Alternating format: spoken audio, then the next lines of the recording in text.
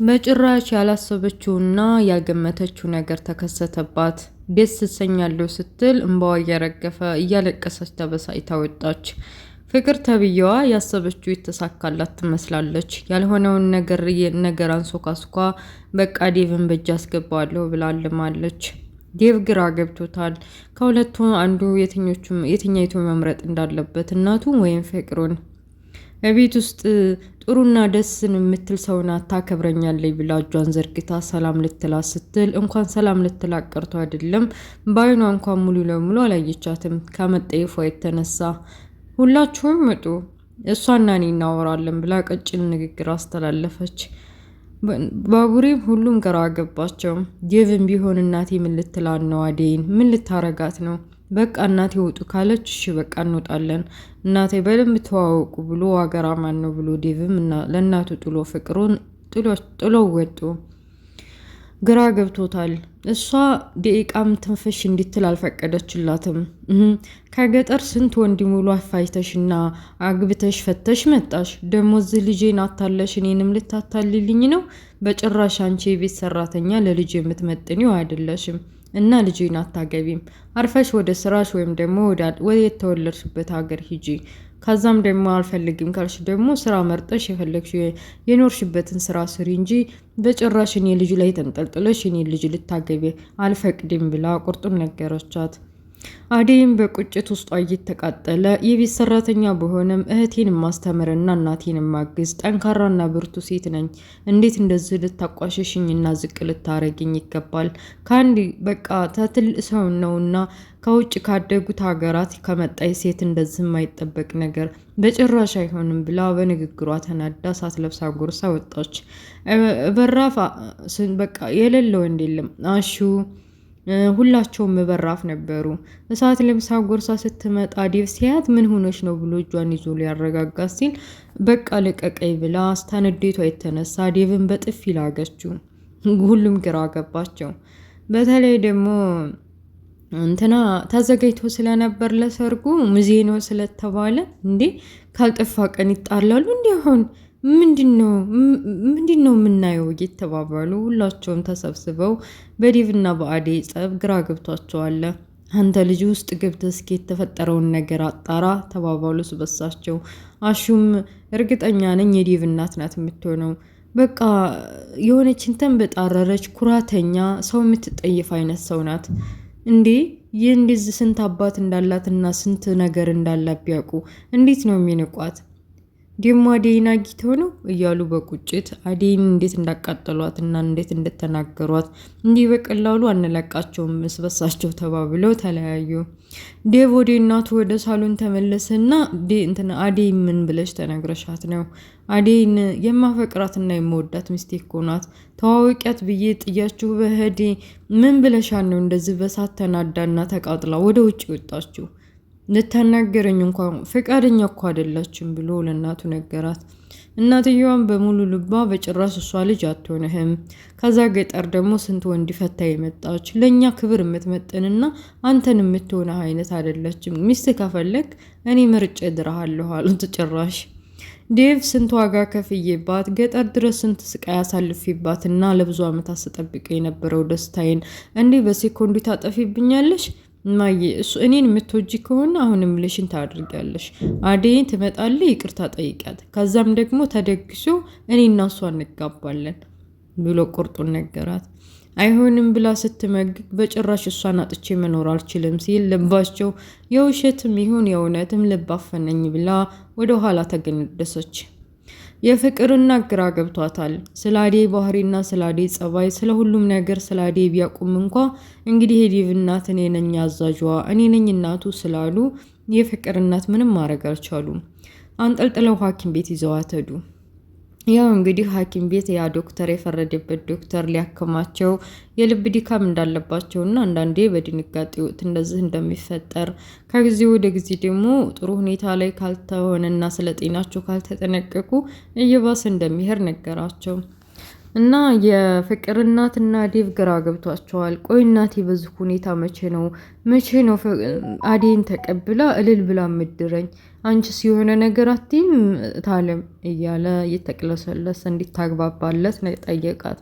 ያው ታውቂ የለ እኔ እኮ ዝግጅቴን ጨርሻለሁ፣ ልድራችሁ ልኩላችሁ፣ ግን ደግሞ ዋነኛዋ እናትህ ናት። እናትህ ደግሞ ምን እንደነካት አላውቅም። ያው ባህሪዋን ታውቂ የለ እያለች እንዲትረዳው ለማድረግ ሞከረች። ዶክተሩ ገብቶ ስለ ሁኔታዋ ቸክ ሊያደርግ ሲያስብ ቶሎ ብለህ አክመኝ፣ መቼም የዛ ሀገር ሐኪም ቤቶች መላ የላችሁም። ከዛ ሲቀጥል ደግሞ ይህ አንሶላ በቃ ቆሻሻ ነው፣ መቼም አትቀይሩትም። አንዱ በተኛው አንዱ ላይ ይተኛለ። እኔ አለርጂክ አለብኝ፣ እያሳከከኝ ነው አለች ተሞላቃ። ዶክተሩ በምክር እንደማትመለስ የሆነች ሞልቃቃ ዴልቃቃ የትልቅ ሌታ መሆኗን ጠንቅቆ ስላወቀ አንቺን ምክርን ከመምከር ዴቭ ላይ የሆነ ነገር ብዬ ተዝታ ሐኪም ቤት ይዞች ቢወጣ ነው የሚሻለው እንጂ በጭራሽ አንቺ በምክር የምትመለሽ አይደለሽም ብሎ በውስጡ እሺ ብሎ ተመልሶ ወደ ወንበሩ ቁጭ አለ። ዴቭም ግራ ገብቶታል። ዶክተሩ ለምን እንደመጡ ምን ሆኖ እንደሆኑ እና ችግራቸው ምን እንደሆነ ዴቭን ጠየቀው። ዴቭም ያው ሙሉ ለሙሉ ባያወራውም እንኳ አዴይን አስቀይማት እንደሆነ ስለ ጋብቻቸው እንዳልፈቀደች አንዳንድ ነገር ነግሮት በቃ ተቆጥተው ተለያይተው ወደ ለምለም ቤት እንደሄደች ነገረው። ዶክተሩ ይህን ሲሰማ ውስጡ ደስ አለው መሰለኝ። ስለሚያፈቅራት አዴይን ምን አለ አንተን ጥላ ወደ እኔ በመጣ በሚል መልኩ ወይ አደይ ይሄማ ተቆጭታለኝ ማለት ደብሯታል፣ እያለቀሰች ነው የሚሆነው። ወይ ጉድ ልደውልላት ይሆን ወይስ ዝም ልበል እያለ ፈራ ተባ እያለ ከነ ለምለም ጋር ስልክ ደውሎ ያለችበትን ሁኔታ አጣርቶ ወደ እነ ለምለም ቤት ጉዞውን አድርጓል። ሩታ ግራ ገብቷታል። በገባይ በወጣይ ቁጥር በተለይ ደግሞ የዴቭ እናት አባቷን እንደዛ ስላንቋሸሸችባት ስለተናደደች ዶክተሩን ማግኘት አለብኝ ብላለች። እሱ ቦታ ባይሰጣትም እንኳ እሷ ከቀን ወደ ቀን ፍቅሩ እየጨመረ እምቢ ብሏታል።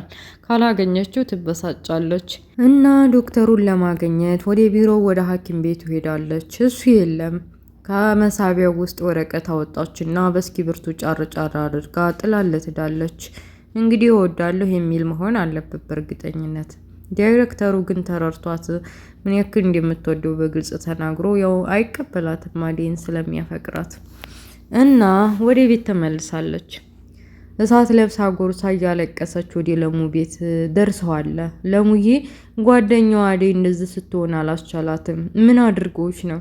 ምን ተፈጥሮ ነው እንደዚህ የሆነው? ደሞስ ምን ሆነሽ ነው የምታለቅሽው? ብላ በጥያቄ አፋጠጠቻት።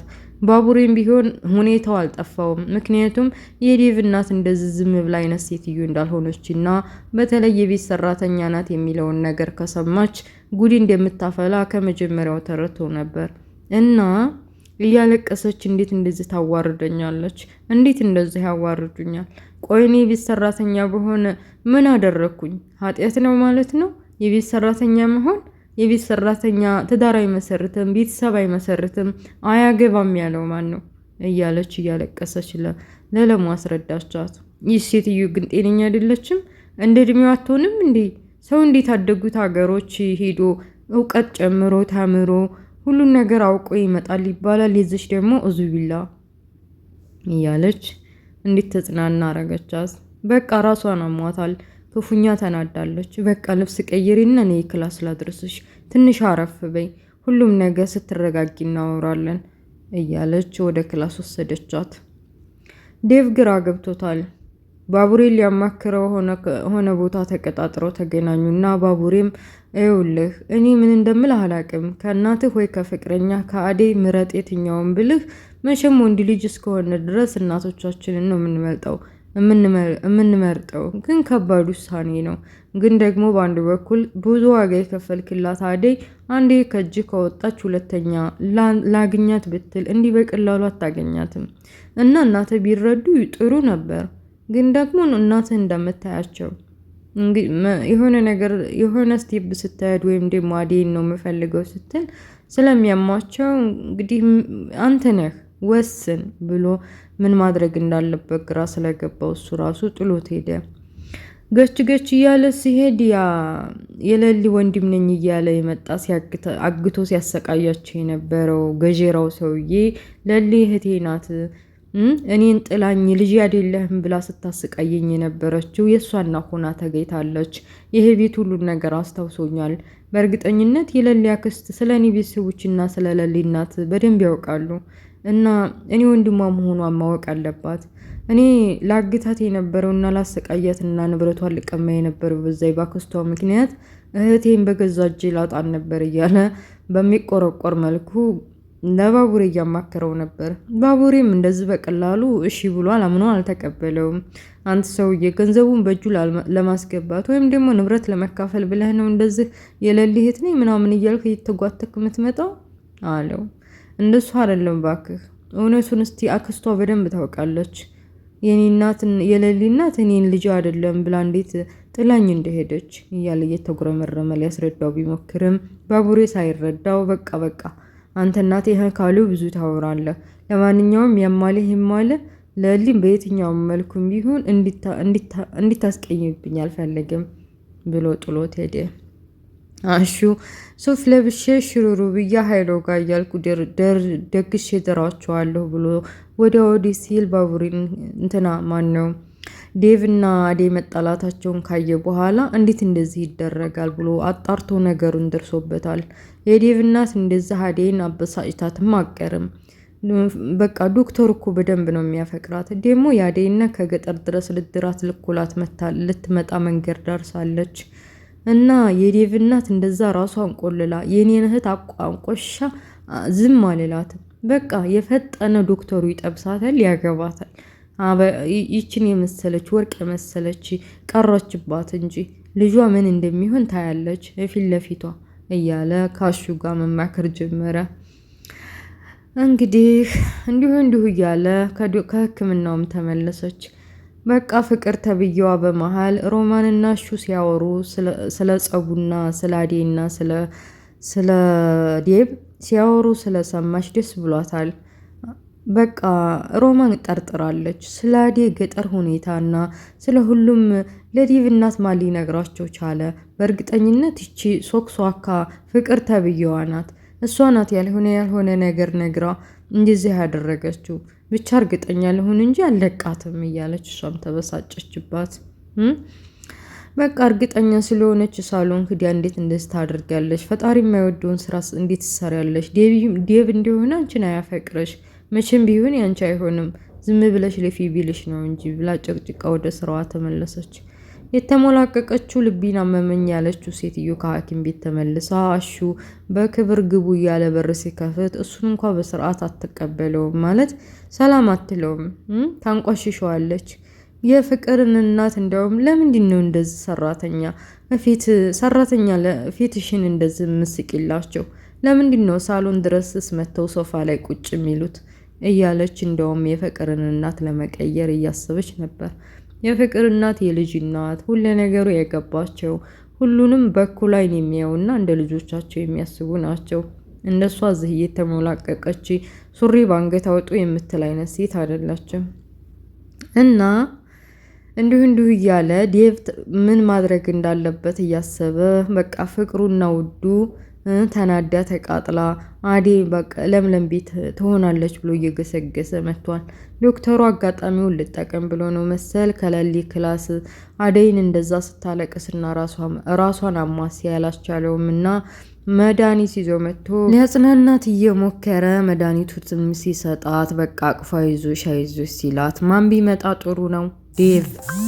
ዴቭ ሁለታቸውም ተቃቅፈው እንደዛ ሲያያቸው በቃ ምን እንደሚያረግ ግራ ገባው። ምን እያረጋችሁ ነው ብሎ ከቅንጭላታቸው ላይ መጮህ ጀመረ። ዶክተሩም ሊያስረዳው ቢሞክርም እሱ በአሁኑ ሰዓት እንኳን አይደለም እንደዚህ ተቃቅፈው አይተዋቸው ቀርቶ አይደለም መኪናው ውስጥ ለምን ገባች ብሎ የሚንጨረጨር ወንድ ነው እና ሊያስረዱት ቢሞክሩም ሊገባው አልቻለም። ድራማው እዚህ ላይ ያበቃል። አዴ አሁን በተናደደችበት ሰዓት እንግዲህ እሱ እና እኔ ምንም እያደረግን አይደለም ብላ ልታስረዳው አትችልም። እንግዲህ ታበላ ማለት ነው ዴቭ አንዴ በእናቱ ምክንያት። እና ውድ ቤተሰቦችዬ ይቺ የዴቭ እናት የምትባለው ሴትዮ በመጣ እግሯ ወደ አሜሪካ ነው ወደ ምናምኗ ትመለስ። እሺ ውልቅ ትበል። እንዴት ሰራተኛ ትዳራን መመስረት አንችልም እንዴ? ቆይ ኑሮ መመስረት አንችልም? በኑሮ ዝቅ ብንል ምንድነው እንደዚህ ማለት? እና ውድ ቤተሰቦችዬ የዚች የዴቭ እናት ትውጣልን እያላችሁ በላይክ ግቡ። ላይክ ሼር ማድረጋችሁን እንዳትረሱ። ሰብስክራይብ አድርጉ ለቤት አዲስ የሆናችሁ። በሌላ ፓርት እስከምንገናኝ ወሰላሙ አለይኩም ወራህመቱላሂ ወበረካቱ። ባይ ባይ ቻው።